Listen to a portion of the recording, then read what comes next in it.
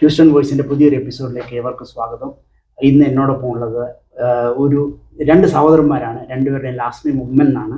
നമുക്ക് കൂടുതൽ കാര്യങ്ങൾ അവരോട് തന്നെ ചോദിച്ച് മനസ്സിലാക്കാം. Thank you Seni for allowing us to say a few words about us. ഇതെൻ്റെ ബ്രദറാണ് മാത്യു ഉമ്മൻ. എൻ്റെ പേര് സക്രിയ ഉമ്മൻ എന്നാണ്. എൻ്റെ ഇളയ ബ്രദറാണ്. ഞങ്ങൾ തമ്മിൽ ഏകദേശം 7 വയസ്സിന് വ്യത്യാസമുണ്ട്. മാത്യു ഉമ്മൻ സണ്ണി താമസിക്കുന്നത് ഡിട്രോയിറ്റിലാണ്. ഞാൻ ആദ്യം അമേരിക്കയിൽ വന്നപ്പം സണ്ണിയുടെ കൂടെ താമസിക്കുകയായിരുന്നു. ഞങ്ങൾ ഏകദേശം 3 മാസത്തോളം ഞാനും എൻ്റെ വൈഫും പിള്ളേരും ഏകദേശം 5 പേർ ഒന്നിച്ച് വന്ന് സണ്ണിയുടെ കൂടെയാണ് ഏകദേശം 3 മാസത്തോളം ഞങ്ങൾ താമസിച്ചു. 4 മാസത്തോളം താമസിച്ചു. അതിനുശേഷമാണ് ഞാൻ അവിടുന്ന് ഡിട്രോയിറ്റിൽ നിന്ന് ആൽബനി ജോർജിയയിലേക്ക് വരുന്നതും യൂണിവേഴ്സിറ്റി ജോലി ചെയ്യുന്നതും. അതിനുശേഷമാണ് അറ്റ്ലാന്റയിൽ നിന്ന് ഇപ്പോൾ ഇവിടെ ഹൂസ്റ്റണിലെത്തിയത്. ഇപ്പം സണ്ണി കഴിഞ്ഞ ദിവസം ഞാനിപ്പോൾ ഹൂസ്റ്റണിലാണ് താമസിക്കുന്നത്. സണ്ണി ഹൂസ്റ്റണിൽ എന്നെ കാണാൻ വന്നതാണ്. ഞങ്ങളുടെ പുതിയ പള്ളിയിൽ വന്നു, എല്ലാവരുമായിട്ടും പരിചയപ്പെട്ടു. ഇപ്പോൾ ഞങ്ങൾ പോകാൻ വന്നു. അപ്പോഴാണ് സെനിയുമായിട്ട് സംസാരിക്കാനുള്ളൊരു അവസരം ഞങ്ങൾക്ക് കിട്ടിയത്. സെനിയുടെ ഈ ഉദ്യമത്തെ ഞാൻ അങ്ങേയറ്റം അഭിനന്ദിക്കുന്നു.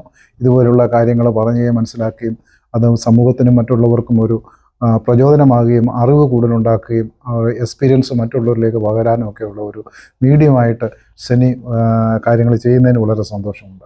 Thank you so much sir. Sir ഇതിലിപ്പം വന്നു ചേർന്നതിൽ ഒത്തിരി സന്തോഷമുണ്ട്. എനിക്ക് 2 ചോദ്യങ്ങൾ മാത്രമേ ഉള്ളൂ. സാറ് അമേരിക്കയിൽ വന്നിട്ടാണല്ലോ കൂടുതൽ ഈ സഹോദരനെ ഡിപ്പെൻഡ് ചെയ്തത്, സാറിൻ്റെ യങ്ങർ ബ്രദറിനെ ഡിപ്പെൻഡ് ചെയ്യേണ്ടി വന്നത്. ആ സാഹചര്യത്തിൽ സാറിൻ്റെ ഒരു മെൻറ്റാലിറ്റി എന്തായിരുന്നു? ഒരു യങ്ങർ ബ്രദറിനെ കൂടുതൽ ഡിപ്പെൻഡ് ചെയ്യേണ്ടി വരുന്ന ഒരു മെൻറ്റാലിറ്റി? അങ്ങനെ എനിക്കൊരു പ്രത്യേക ഒന്നുമില്ല. കാര്യം എന്ന് വെച്ചാൽ ഞാൻ കോട്ടയം CMS കോളേജിൽ പഠിക്കുമ്പോൾ സണ്ണി അവിടെ പഠിക്കാൻ വന്നപ്പോൾ ഞാൻ ഹോസ്റ്റൽ വാർഡനായിരുന്നു. ആ ഹോസ്റ്റൽ വാർഡിൽ തന്നെയാണ് സണ്ണി താമസിച്ചത്.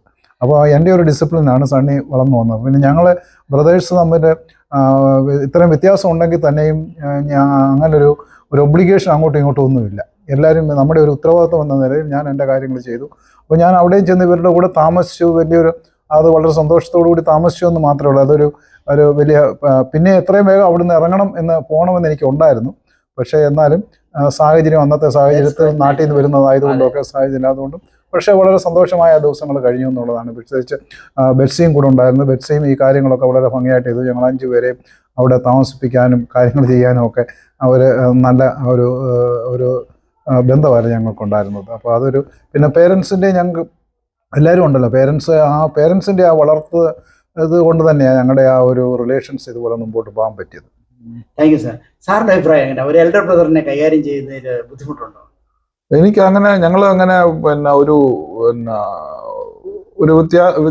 ബുദ്ധിമുട്ടുകൾ എനിക്ക് ഉണ്ടായിട്ടതായിട്ട് എനിക്ക് തോന്നുന്നില്ല. കാരണം ചെറുപ്പത്തിൽ മുതൽ ഇവരെ കണ്ടാണ് ഞാൻ വളർന്നത്.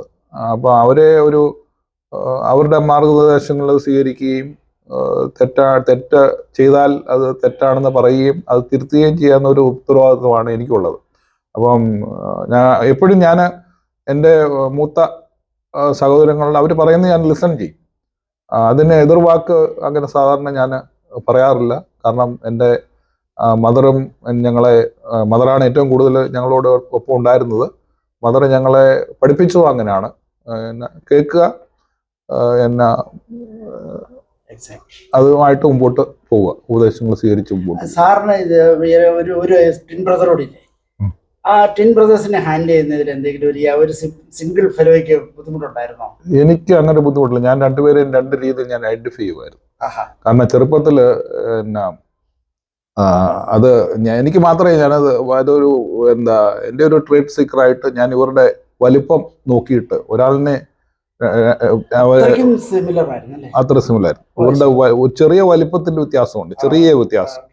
ആ വലിപ്പം വെച്ചുകൊണ്ട് ഞാൻ മറ്റേ ബ്രദറാണ് മൂത്തതെങ്കിലും ആ ബ്രദറിനെ ഒരാളുടെ പേര് ബാബു എന്നും ഒരാളുടെ പേര് രാജു എന്നാണ്. അപ്പം മറ്റേ ബ്രദറിനെ ഞാൻ കൊച്ചു ബാബുച്ചാൻ എന്നും രാജുച്ചാനെ ഞാൻ വലിയ ബാബുച്ചാൻ എന്നും പറഞ്ഞുകൊണ്ട് ഐഡന്റിഫൈ ചെയ്ത് അന്ന് മുതലേ ചെറുപ്പം മുതൽ എനിക്ക് ഓർമ്മ മുതൽ ഞാൻ അവരെ ഐഡന്റിഫൈ ചെയ്ത് അങ്ങനെ വേർതിരിച്ചറിയാനുള്ള ഒരു മാർഗം ഞാൻ തന്നെ കണ്ടെത്തിയിരുന്നു. എങ്കിലും മാറിപ്പോയിട്ടുണ്ടോ? എപ്പോഴും ഒരിക്കലും എനിക്ക് മാറിപ്പോയിട്ടില്ല.